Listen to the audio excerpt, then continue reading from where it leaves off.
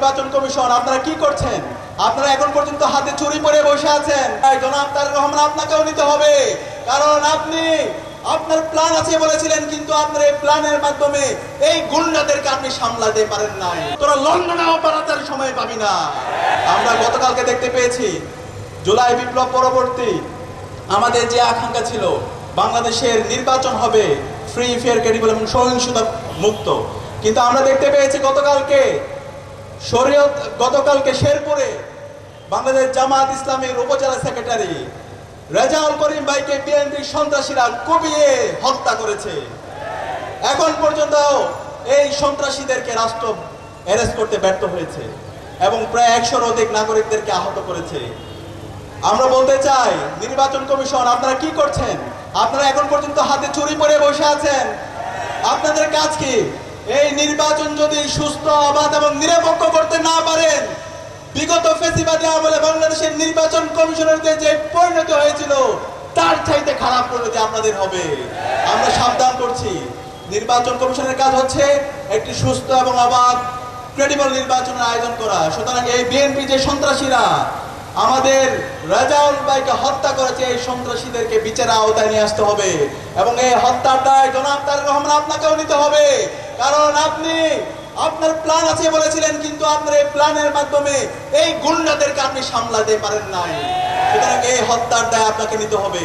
আমরা একই সাথে দেখতে পেয়েছি এই বিএনপির সন্ত্রাসীরা গত 1 সপ্তাহ জুড়ে বাংলাদেশের বিভিন্ন প্রান্তরে 50-এর অধিক জায়গায় আমাদের মা বোনদের উপরে তারা হামলা করেছে। ওই বিএনপির সন্ত্রাসীরা, তোদেরকে সতর্ক করছি, কাপুরুষের মতো আমার মা বোনদের উপর হামলা করবি না। আরেকবার যদি হামলা করতে আসিস তোদের হাত ভেঙে ফেলা হবে। আমরা আর সহ্য করবো না। এই জুলাই বিপ্লবে 15 জুলাই খুনি হাসিনা এবং তার দোসররা ঢাকা বিশ্ববিদ্যালয়ে আমাদের বোনদেরকে মেরে রক্তাক্ত করেছিল। এর প্রেক্ষিতে এই খুনি হাসিনা এবং তার দোসররা বাংলাদেশের মুক্তিকামী ছাত্র জনতার দুর্বার আন্দোলনের মাধ্যমে সে ভারতে পালাইছে। তোরা যদি আবার আমার মা বোনদের উপর হামলা করস, তোরা লন্ডনেও পালাতে সময় পাবি না।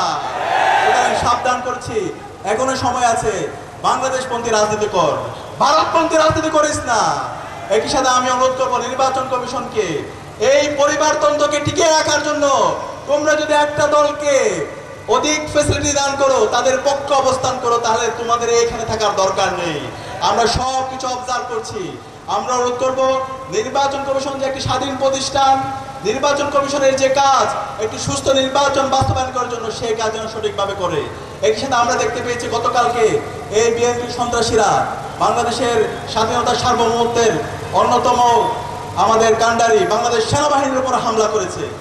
এই সেনাবাহিনীর উপর হামলা করার পরও এখন পর্যন্ত সেনাপ্রধান কোনো ধরনের সে স্টেটমেন্ট দেয়নি এবং এই সন্ত্রাসীদের বিরুদ্ধে তারা অবস্থান গ্রহণ করেনি। তাহলে কি এই সন্ত্রাসীদেরকে আপনারা প্রশ্রয় দিচ্ছেন? বাংলাদেশে আমাদের এই জুলাই বিপ্লব পরবর্তী আমাদের অবস্থান পরিষ্কার।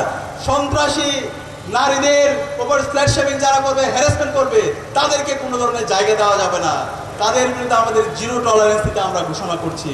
সুতরাং আমরা অনুরোধ করব বিএনপিকে, এই ধরনের সন্ত্রাসের রাজত্ব যারা কায়েম করছে, গত 1.5 বছরে অন্তঃকুণ্ডলে যারা 200-এর অধিক মানুষকে হত্যা করেছে, এই সমস্ত সন্ত্রাসীদেরকে আপনারা সামলান এবং তাদেরকে বিচারের আওতায় নিয়ে এসে আপনাদের দলকে সংশোধন করেন।